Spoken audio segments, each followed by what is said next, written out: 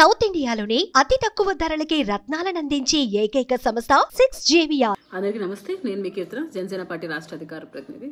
మీ అందరికీ తెలుసు, గత నెల రోజులుగా మేము అందరం ఒకే మాట పైన మాట్లాడుతున్నాం. జనసేన అధికార ప్రతినిధులు కావచ్చు, జనసేన పార్టీ అభిమానులు కావచ్చు.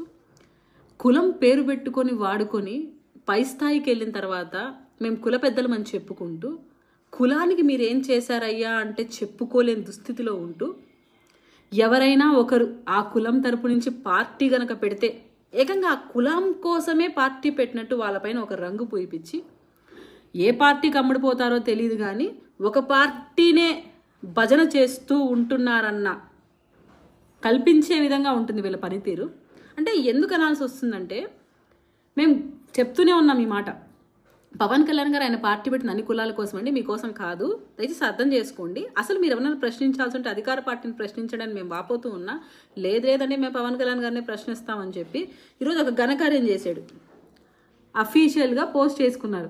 ఏంటంటే, నేను పోయి వైఎస్సీపీ పార్టీలో జాయిన్ అవుతున్నాను. ఎవరి గొప్ప వ్యక్తి అంటే మన ముద్రగడ గారు. వైఎస్సీపీ పార్టీలో జాయిన్ అవుతున్నాను. ఇప్పుడు వైఎస్సీపీ పార్టీలో జాయిన్ అవ్వాల్సిన ఆవశ్యకత ఏముందండి? మీకు అక్కడ ఏమన్నా కాపు వ్యక్తిని సీఎంగా పెడుతున్నారా, లేదు మిమ్మల్ని సీఎంగా పెడుతున్నారా? ఎందుకు పోతున్నారంటే ఆన్సర్ చేయలేడు. అసలు కాపు పెద్దగా నేను అంత ఆత్మాభిమానం ఉంది, పవన్ కళ్యాణ్ గారు తప్పులు కనపడుతున్నాయి అన్నప్పుడు జగన్మోహన్ రెడ్డి గారు తప్పులు కనిపించాలి కదా.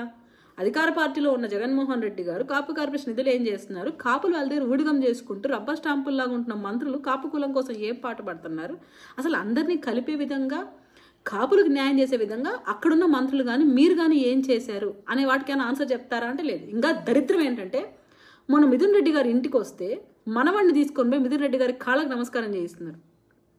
అంటే ఇప్పుడు మేము కూడా అనొచ్చా, కాపు కులాన్ని మొత్తం రాబోయే తరాలని కూడా ఊడిగం చేయడం కోసం, బానిసలు చేయడం కోసం మీరు జగన్మోహన్ రెడ్డి గారి దగ్గర పెడుతున్నారు ముద్రగడ గారు అని నేను కూడా అనొచ్చా? స్వార్థ ప్రయోజనాల కోసం రాజకీయం చేసేవాళ్ళు మీలాగే ఉంటారు. నాకు పెద్దవాళ్ళు ఒక మాట నేను ఎప్పుడు వింటూ ఉంటాను, మంచి అనేది అందరి ముందు చెప్పాలి, చెడనేది చెవులో చెప్పాలి. నాయకుడు టీడీపీ నుంచి అయినా, వైసీపీ నుంచి అయినా, జనసేన నుంచి అయినా, వాళ్ళ నాయకుల్లో వాళ్ళకి ఏమైనా ఇబ్బంది కలిగించే అంశాలు కానీ, పార్టీలో ఎవరు లోటుపాట్లు ఉంటే, నిజమైన అభిమానస్తులు, నిజంగా ఆ పార్టీని గౌరవించే వాళ్ళైతే, ఆ పార్టీ నాయకులతో ఇబ్బంది ఉన్నా, ఆ పార్టీ కార్యవర్గంతో ఇబ్బంది ఉన్నా, పార్టీ అధినేతతో ఇబ్బంది ఉన్నా, సీక్రెట్గా లెటర్ రాయడమో, లేదా కలిసినప్పుడు చెప్పడమో, లేదా ఆ సపోర్టర్స్కి చెప్పి ఆ విషయాన్ని చేరవేమని చెప్పడం చేస్తారు. కానీ మీలాగా బహిరంగంగా లేఖ రాసి సలహాలు సూచనలు ఎప్పుడు ఇవ్వరు. మంచి నలుగురు ముందు చెప్పాలి, చెడు చెవులో చెప్పాలనే సామెత మీకు తెలీదా? పవన్ కళ్యాణ్ గారి విషయంలోకి వచ్చేసరికేమో బహిరంగ లేఖలు, జగన్మోహన్ రెడ్డి గారితో ఏమో అంతరంగంగా లావాదేవీలు.